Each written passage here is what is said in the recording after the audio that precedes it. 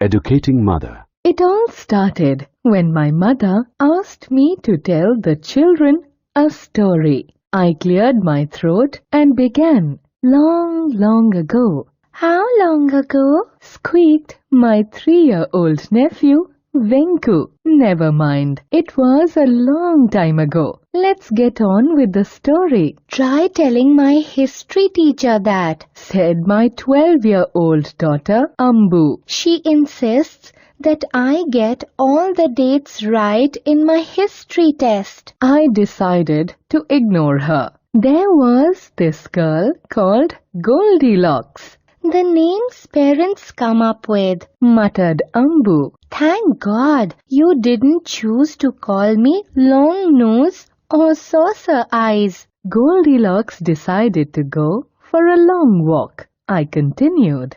Did she have a weight problem? Asked my 4-year-old Ramu. No, she didn't. She went for a long walk and strayed into the forest. Soon she discovered that she was lost. If she had had a cell phone, she could have called her mother, said my 6-year-old niece, Janaki. Don't be stupid. They had no cell phones in those days, said Ambu. Oh, so it was that long ago, exclaimed Janaki, as if the pre-cell phone era belonged to the antediluvian days. The poor thing came to a cottage that belonged to the 3 bears. She was so hungry that she made straight for the dining room. There, on a table, were 3 cups of porridge. She had a sip from Father Bear's cup. It was too hot. Mother Bear's porridge was too cold.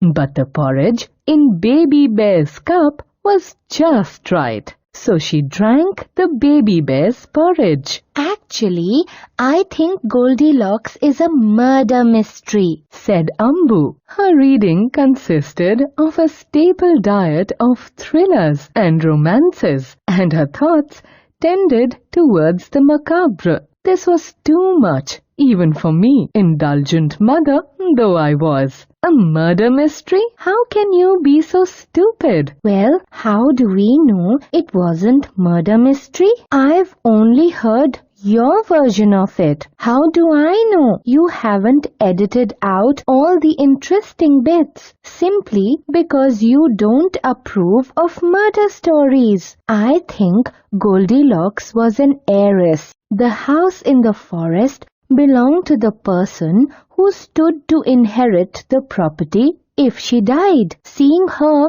go into the forest, he must have put a bowl of poisoned porridge in the cottage. She must have drunk the porridge and died. The bears are only your invention. The little ones were drinking in her words with awe. Clearly, her version excited them more than mine did. Maybe Goldilocks was not the right choice. I would tell them some other story. I began the story of Red Riding Hood. Red Riding Hood took a basket full of cakes and went off to visit her grandmother, who lived all alone in the forest. Humans shouldn't encroach on forest land, said the environmentally conscious Janaki. On the way, Red Riding Hood met a wolf and told it where she was going. The wolf took a shortcut to her grandmother's house and frightened off the old lady. The wolf then dressed in Grandma's clothes. Presently, Red Riding Hood arrived. She looked at the wolf and said, "Grandma, why are your ears so big?" Ambu snorted. If one of us had mistaken a wolf for Grandma,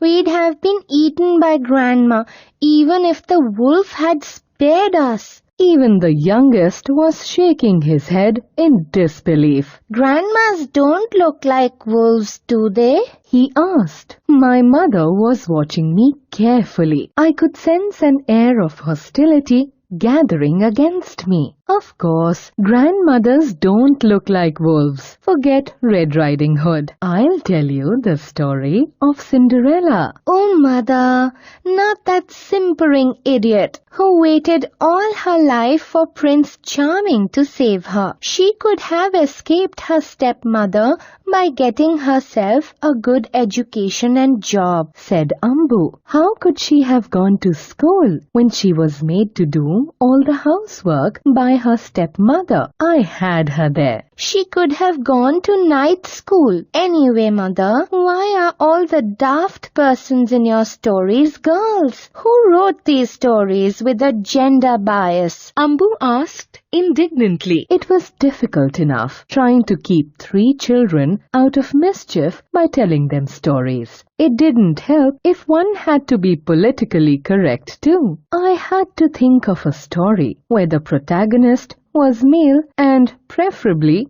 daft. What about Jack and the Beanstalk? I've heard that one, said Ramu. That's the one where Jack plants a seed and a very, very tall plant grows from it overnight. Did Jack use a genetically modified seed? Asked Janaki. It was no use. I had to think of something else. What about the old story of Patal Bhairavi, where a man wears magic slippers that takes him wherever he wants to go? How were those slippers propelled? Asked Venku. What kind of fuel did he use? Asked Ramu. I fled.